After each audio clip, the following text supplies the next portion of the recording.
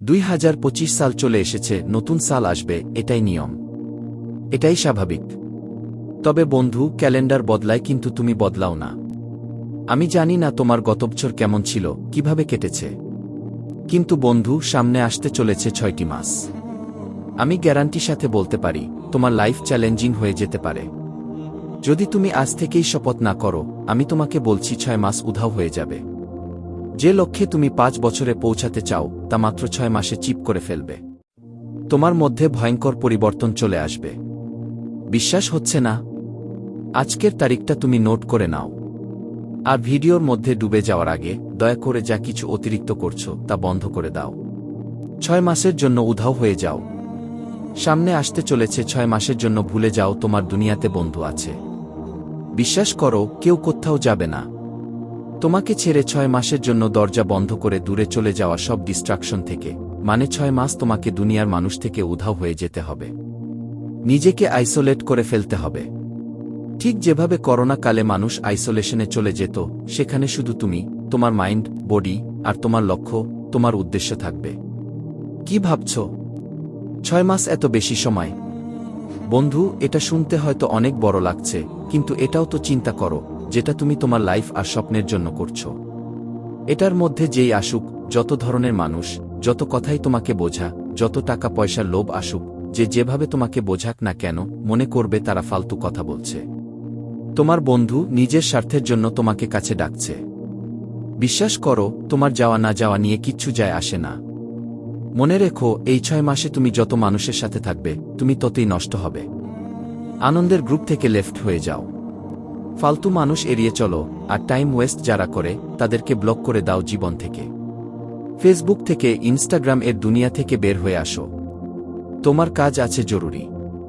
এটা বলে শেষ কর, 4টি মেসেজ টাইপ করে নিজের সময় নষ্ট করো না। 6 মাস সেলফিশ হয়ে যাও, নিজের কথা চিন্তা করে, নিজের লাইফ, নিজের স্বপ্ন, নিজের লক্ষ্য, নিজের ফ্যামিলির কথা চিন্তা করো। নম্বর 2, স্পিচলেস ডুমোর। মনে রেখো, খালি পেট আর পয়সা সবসময় আওয়াজ করে। তোমার অ্যাটিটিউড আর তোমার মোটিভেশন আর স্ট্যাটাসে কিছুই হবে না। বন্ধু, কেউ কিছু বলে দিয়েছে আর তার বদলা নেওয়ার জন্য ফেসবুকে তুমি স্ট্যাটাস দিয়েছ গে সাকসেস দ্য বেস্ট রিভেঞ্জ। কি স্ট্যাটাস দিচ্ছ? আর দিনভর বিছানায় পড়ে আছে, অন্যকে জানানোর জন্য, অন্যকে দেখানোর জন্য স্ট্যাটাস দেওয়া বন্ধ করো। ফেসবুক, ইনস্টাগ্রামের ফাঁদ থেকে বাইরে আসো। মানুষের সাথে তর্কাতর্কি করা বন্ধ করো। সবাইকে নিজের কথা বলো না। তোমার জীবন হচ্ছে তোমার সবচেয়ে প্রাইভেট পার্ট। সবাইকে নিজের জীবনের ঢুকতে দিও না। কখনো ভেবেছ তোমার মোটিভেশন কেন সবসময় ঠান্ডা হয়ে যায়? কারণ তুমি এমন মানুষদের সাথে থাকো যারা তোমার 100 ব্যানার্জি চুষে নিয়ে তোমাকে খালি খোসা বানিয়ে ছেড়ে দেয়। এরকম বন্ধুত্ব থেকে বাইরে আসো। মানুষকে নিয়ে সমালোচনা করা, অন্য নিয়ে চিন্তা করা ছেড়ে দাও।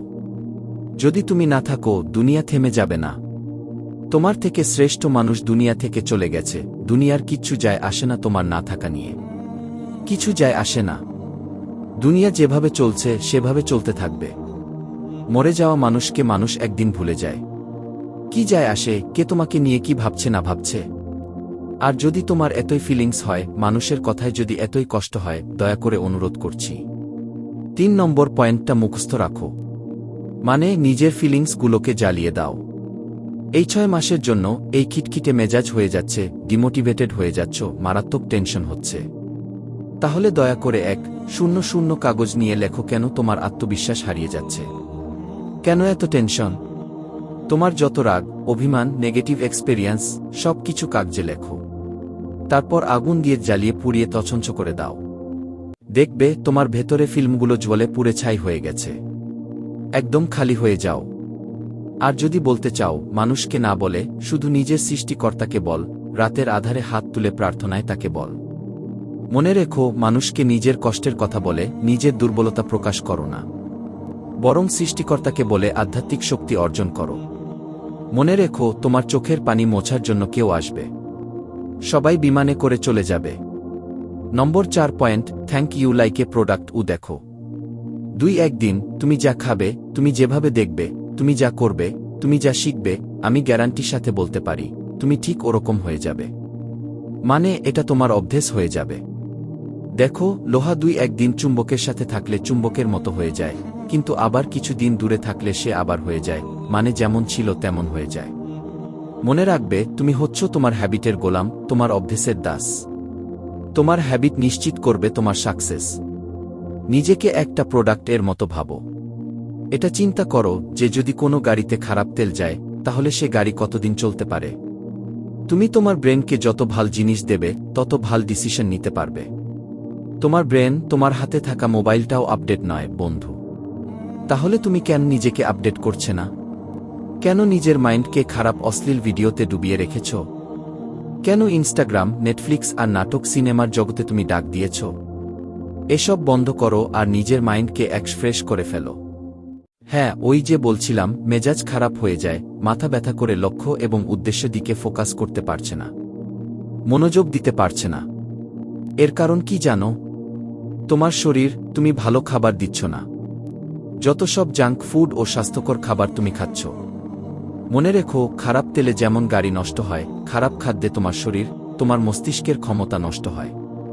বিশ্বাস করো, মনোযোগ দিতে না পারলে প্রতি সপ্তাহে 4 দিন রুটি খাওয়ার বদলে কাঁচা বাদাম খাও। এই কাঁচা বাদামের ওমেগা-3 ফ্যাটি অ্যাসিড তোমার ব্রেনের শক্তিকে বাড়ায় কিনা, তোমার মনোযোগের ক্ষমতাকে শক্তিশালী করে কিনা, হাতে নাতে প্রমাণ পেয়ে আমাকে বলো। শরীর মোটা হয়ে গেলে চীনে চলে যাও। ধীরে ধীরে নিজেকে প্রস্তুত করো। আচ্ছা, তুমি লাইফে কিছু করতে চাও, আর সেটা করার জন্য তোমার এনার্জি থাকতে হবে। তোমার শরীরে যদি এত চর্বি থাকে, আর যদি তুমি এত দুর্বল হয়ে যাও, তাহলে তুমি সফলতার ধাপগুলো পার হবে কিভাবে? আসছে 6 মাস, নিজেকে পাল্টে ফেলো। খাদ্য অভ্যাস চেঞ্জ করো, বডিকে ভালো কিছু দাও। স্বাদের জন্য খেও না, জীবন্ত খাবার খাও। জীবনকে ভালোবেসে খাও। জিমে যাও, টেস্টোস্টেরন পারো, অনেক বেশি মার্সেল হবে। অনেক বেশি টেস্টোস্টেরন মানে হাই এনার্জি, মোটিভেটেড ফিল করবে। টেস্টোস্টেরনের কারণে তোমার মাইন্ড, মানে তোমার ভেতরের জেনারেটর ভালো কাজ করবে। মনে হবে যেন তুমি আকাশে উঠছে। এবার যখন নিজের শরীরকে প্রস্তুত করে ফেলেছ, নোট পেপার নিয়ে লিখে ফেলো তোমার যা যা লক্ষণ, তোমার সকল স্বপ্ন লিখে ফেলো। 1 বছর কি করতে চাও, আলাদা লিখো। 6 মাসে কি করতে চাও, আলাদা লিখো। 1 মাস, 1 সপ্তাহ, এমনকি দৈনিক কি করতে চাও, তাও লেখো। মনে রেখো, নিজের গড়কে যত ছোট করে অ্যাচিভ করবে, তত তাড়াতাড়ি তা অ্যাচিভ হয়ে যাবে। আর যত বেশি অ্যাচিভমেন্ট হবে, তোমার আত্মবিশ্বাসের শক্তি তত তীব্র এবং শক্তিশালী হবে। আচ্ছা ধরো, তুমি ফেসবুকে 1,000,000 টাকার পণ্য বিক্রি করতে চাও।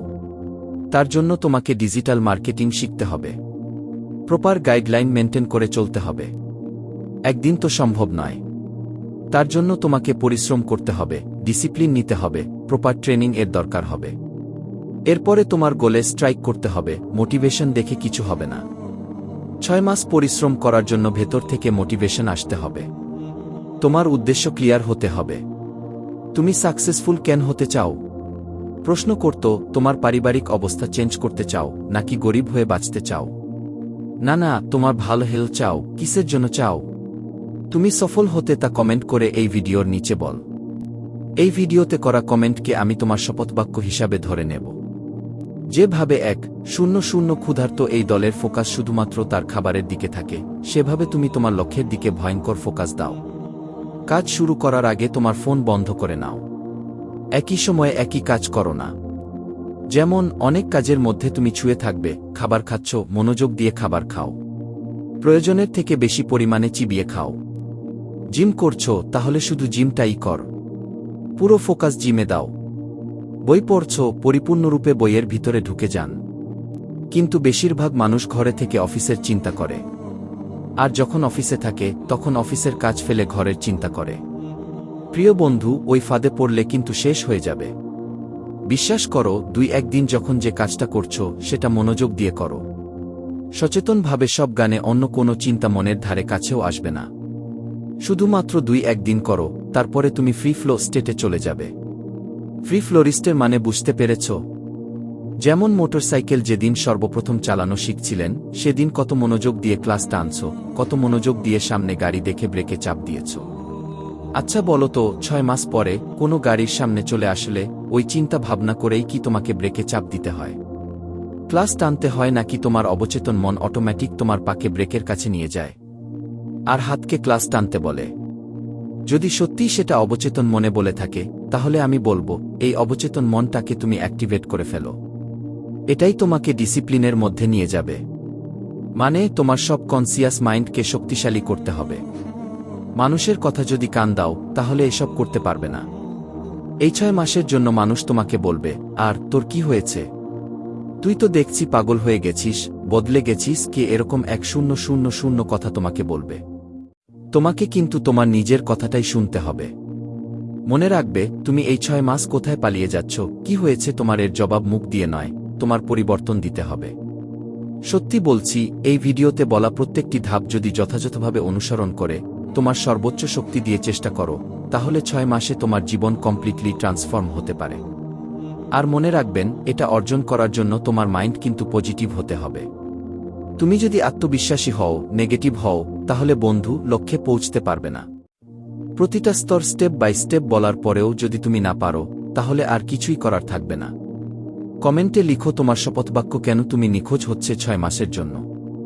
শয়ত্নে থেকে যাবে এই কমেন্ট, 6 মাস পরে এসে দেখে যাও তুমি কি শপথবাক্য উচ্চারণ করেছিলেন।